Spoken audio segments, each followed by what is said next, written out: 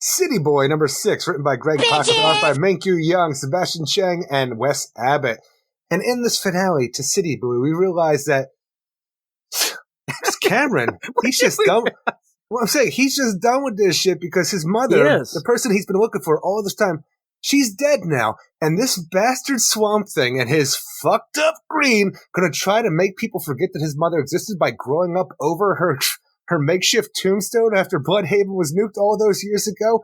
How dare he fuck this? City Boy is going City Boy is going Super Saiyan and bringing all of those avatars to life to create the super city that Makari's son and Darkseid wanted him to do all along. And it's going to take the combined might of Superman, Batman, and Nightwing to try to talk his ass down, and also Swamp Thing as well. But Swamp Thing, his whole thing is like, City Boy, don't do it. You might think that the Green won't remember, but you don't realize the city don't remember either. Nobody remembers shit, City Boy. But you know what? Don't remember. You can remember.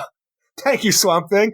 The learning is half the battle. It starts off, and I'm reading, again, we've liked City Boy. Yeah, we want to know a little bit of his power set. That kind of got a little wonky. Like, his ass can see through the avatars now and vice versa. Like, his powers just keep on growing. I love that we get back to really the idea of his most powerful deal is to find trinkets and treasures at the end because he finds a Nightwing, deal. I love that ending to the idea where everything is said and done in this series. We have put aside all of Darkseid's freaking machinations. Remember when he's taking apart walls like Tetris and shit like that?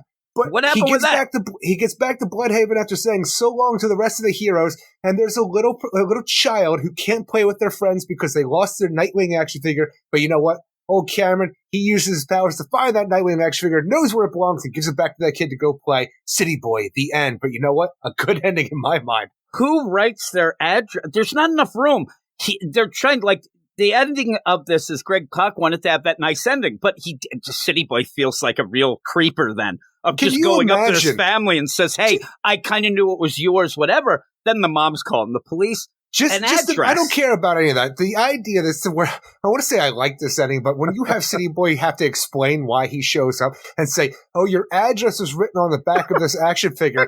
Again, I can't imagine the amount I would lose my mind as a kid if my mother started writing all over my freaking toys. Like, I'm bad now. I don't want anybody touching my stuff because I'm a selfish little boy still at heart. But you ruined them back in the day. I would have had a meltdown to end all meltdowns. I can imagine you. And then the mother looks at it. There's no address on this. There can't be. The idea it's like a little Luke Skywalker going like, okay, 93 bracelet. There's not enough room. There's just not enough. But you can't make him feel like a creeper by saying, "Oh, I kind of knew," and I did. But that to me isn't that much of a creeper. Just have the thing like is, all you drop do is it and run away. No, you walk up, give it to the kid, and walk away before adding explanation. Run like hell. You end it mysteriously. You're just making this kid have a nice day. The end. Oh, my God. I think that the kid is like, and they're like, hey, Johnny. Or, just go, hey, Eric, get your fat ass over here and let's play action figures. And he like turns and says, oh, I can't.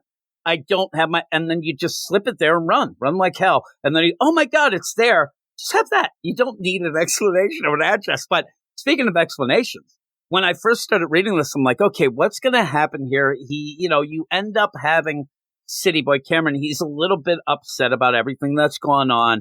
He's getting a little over the top with these, the idea of the city's being used. He's being manipulated. But when you start up this and the whole play is, hey, Swamp Thing, the Green's bullshit. Fuck you. I am mad. Oh, why? And it's like Swamp Thing's like, oh, what do you mean? What's so bullshit about it?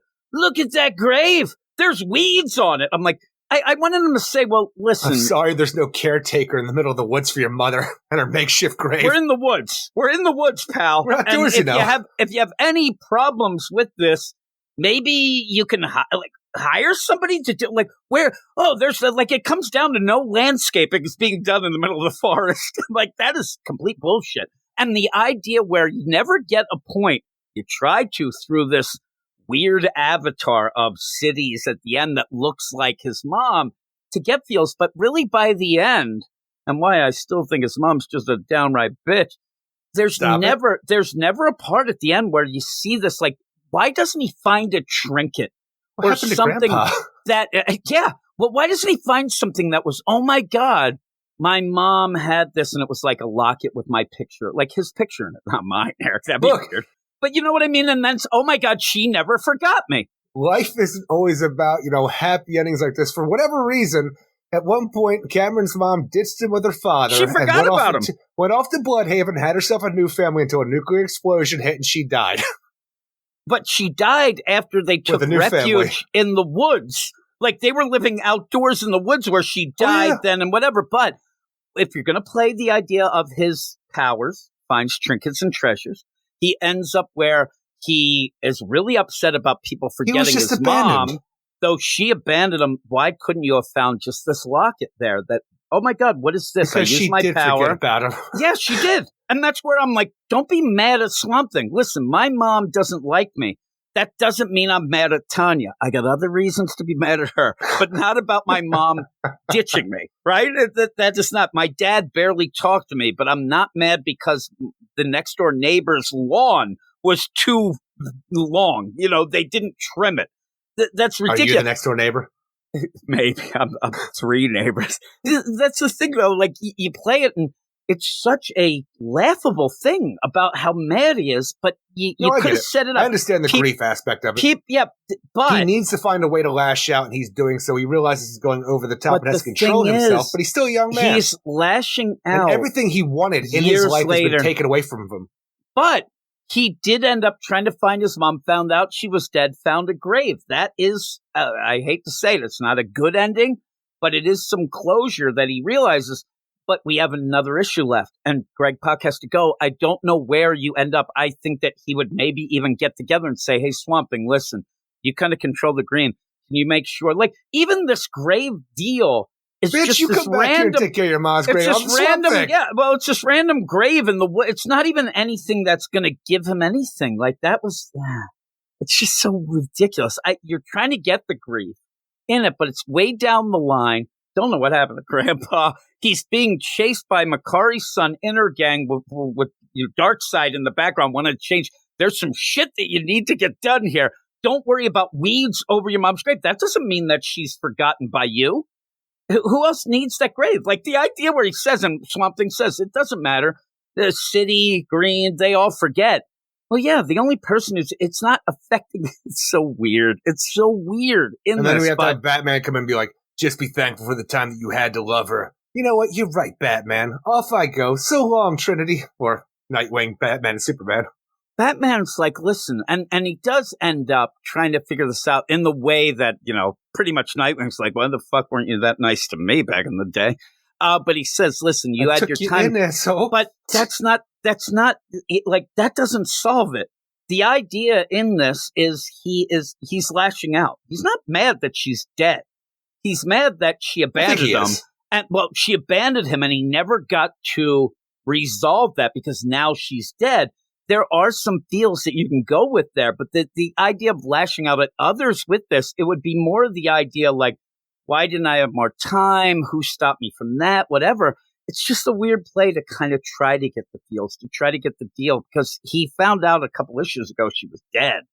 And now he's just like mad at weeds. I mean, he really is mad at the weeds coming up the grave. He's mad at everything. He's using that as an excuse at that point. The thing that bothers me is that when he's going buck wild in all the cities he's been in with, Gotham, Metropolis, and Bloodhaven, you see the Avatars just becoming these gigantic monsters we saw before. And it still upsets me that the Avatar of Bloodhaven is a bat and the Avatar of Gotham City is a rat. Why is that the thing?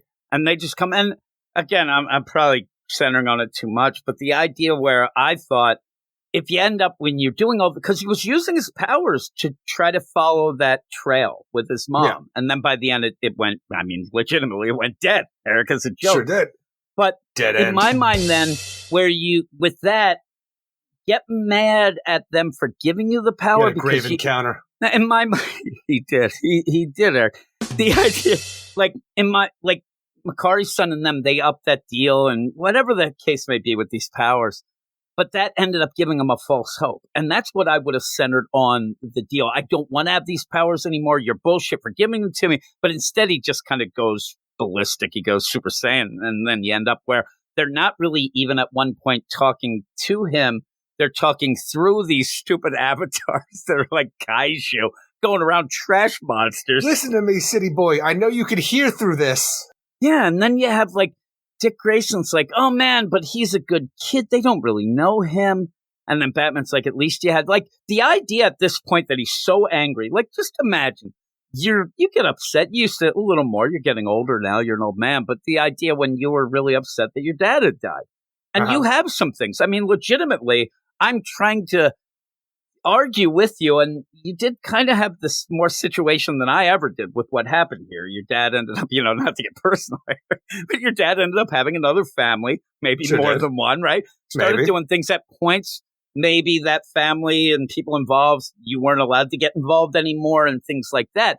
But really, if you ended up and all that happened and I just ended up at one point saying to you, when you're real upset at the point, like, at least you had time, like you would have probably punched me. Like the idea that he's so upset and then somebody says, oh, at least you had some time. Almost like you're supposed to realize that Batman's like, my parents were killed.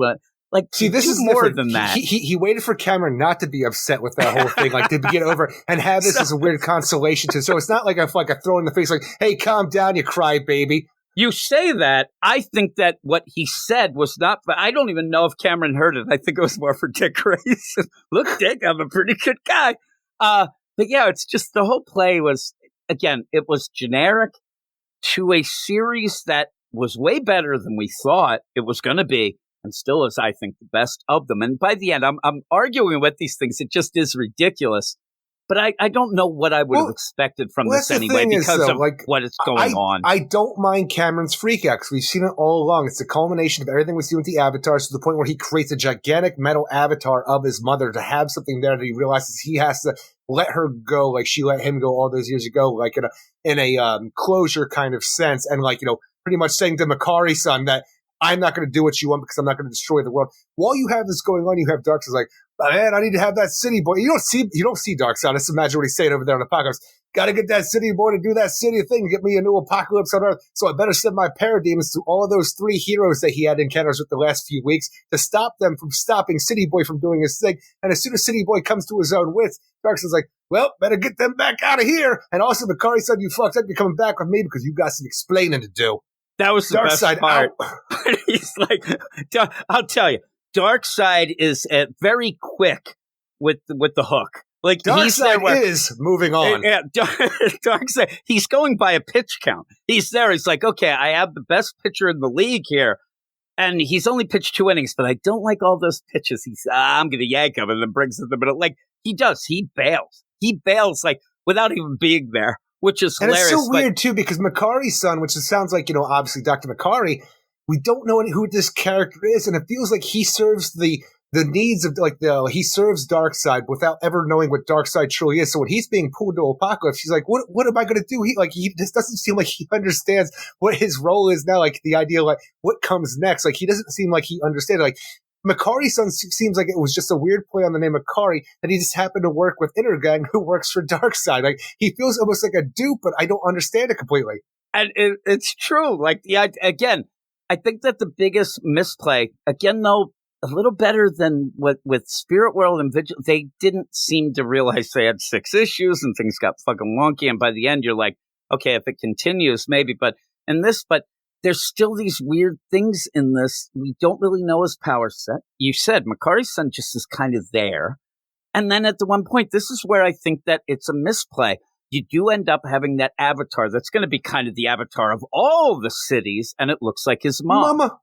And you end up, Makari saying, do it, and says, Cameron, listen, you don't want to throw the moment away, saying that that's your mom. Look at her. Look at your big monstrosity Look mama. at your trash monster mama. And he's like, what are you saying? He's like, well, your mom did abandon you. She's kind of trash. So here you go.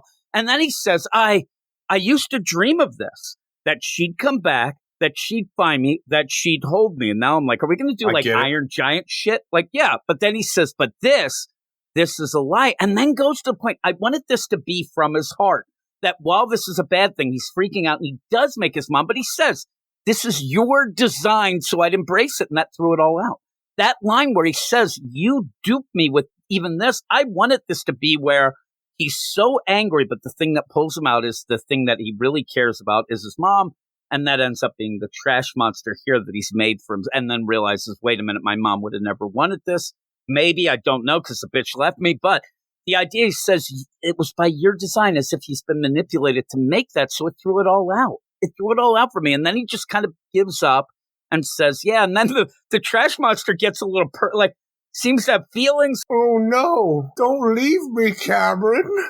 Come to Amma. You're going to argue with me that trash monsters have a soul, and we're going to get a big argument now. But he's like, come to Mama. I'm not going to say that trash monsters, City Boy avatars don't have souls because I don't understand how City Boy's powers completely work. So maybe they have a soul. He claims in this, the way he says it, is that they manipulated him to do that. The way she was, though, that was his consciousness projected into this whole thing of how he feels like she would react to it. How she'd react to it? How would he know? She ditched him. She ended up ditching him when he was a kid. I mean, that would have been the big play. You have Trash Monster, it ends up acting like his mom. It would just leave. It would end up somehow finding the grandfather now and dropping Cameron off with him. But they did this to him. I wanted it where it was something where they thought, oh, great, this is going to be what we need. But then the mom construct kind of, goes against it, and they kind of go. You have a, never-ending story ending where, and they're flying away.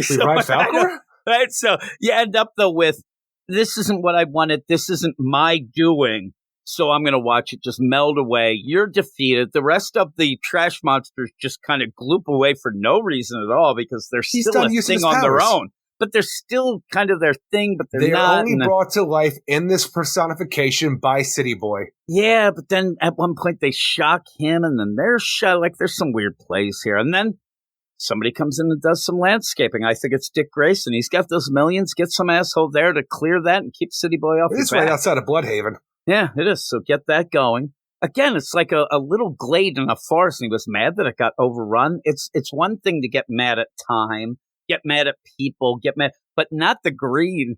Like, how dare you? You get mad at a lot of things when you're suffering grief. They don't have to be rational. Yeah, but this is like, I don't know. It's like too downright. It just didn't make any sense. Once you find something that you actually care about and it's taken away, you might understand. Maybe. I don't care about much, Eric. Yeah, I know. Well, I got upset when you left the podcast. I got over that quick.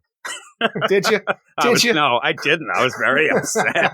And every time I'd read a book, then again, you're right, because I would sit there and we'd have a book, like, say this was it, a City Boy that me and you enjoyed together, or a Cyborg even, like we're going to do next. And I'd read it. Yeah, and so, I'd read it, and I'm like, you know what? And you're right, I did lash out. I'm like, oh, God, you know what I'm mad about? Those gutters that are filled with leaves, and nothing is done but, like, bullshit. At the end, you just have a deal on you. Ultimately, you got mad at everybody in your life because I thought he was going to move. I thought he was going to move the body too, but not. Or maybe just the gravestone, because she's there. Like, you're afraid of a poltergeist. The idea that you're mad that it's going to be forgotten. She's in a fucking woods outside of the city. I don't even know if he could get in trouble maybe with that body there. I don't know. He didn't do it.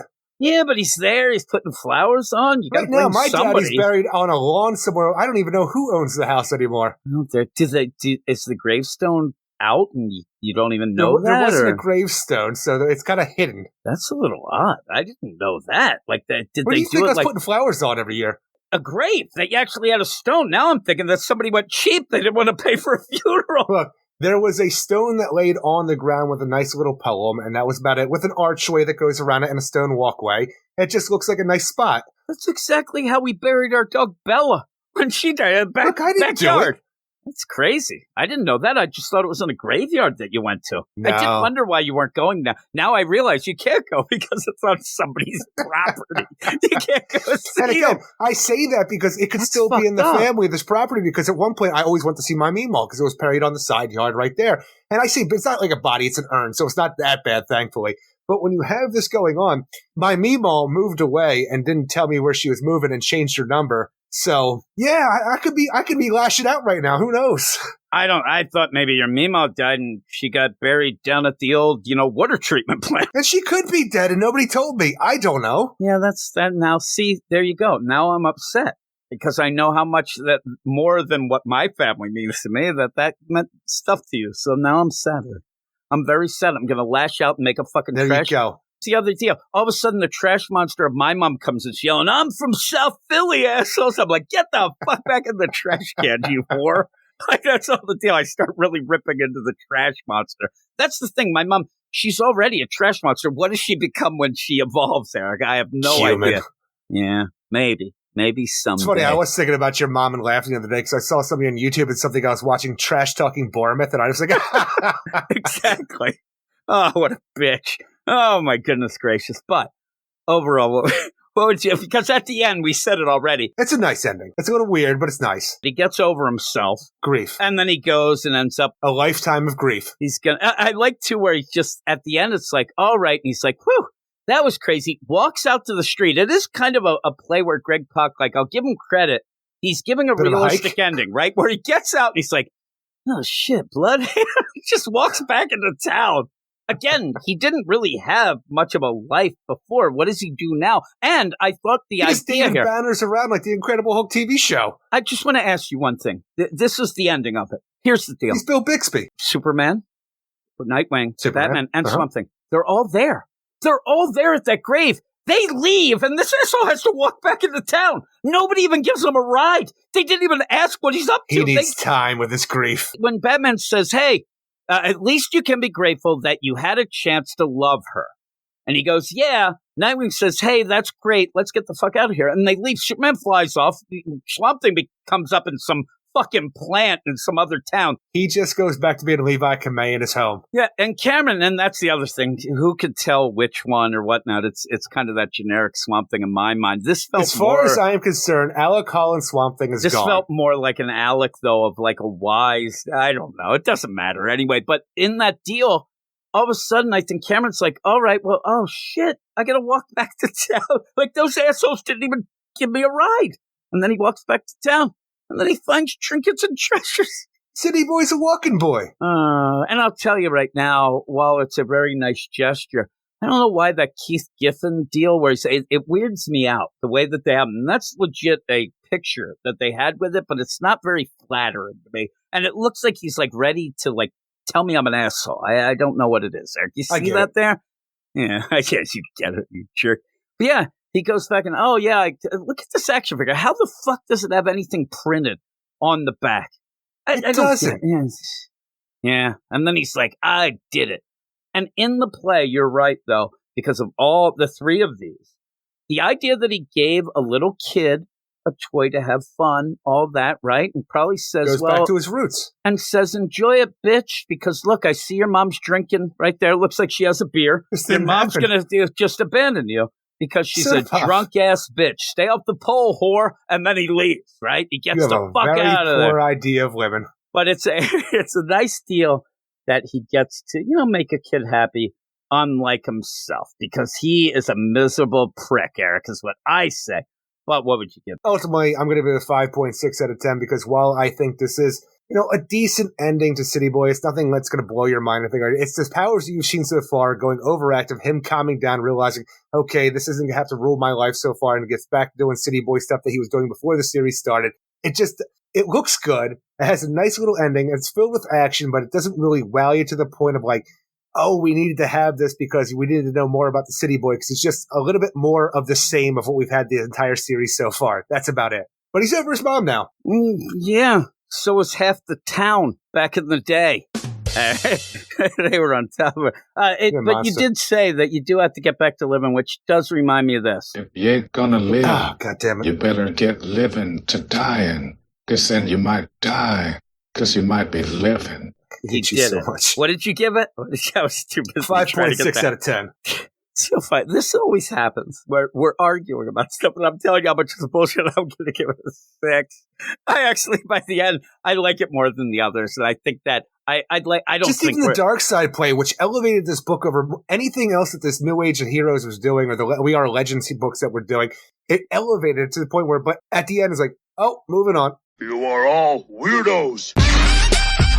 Weird science is the revolution.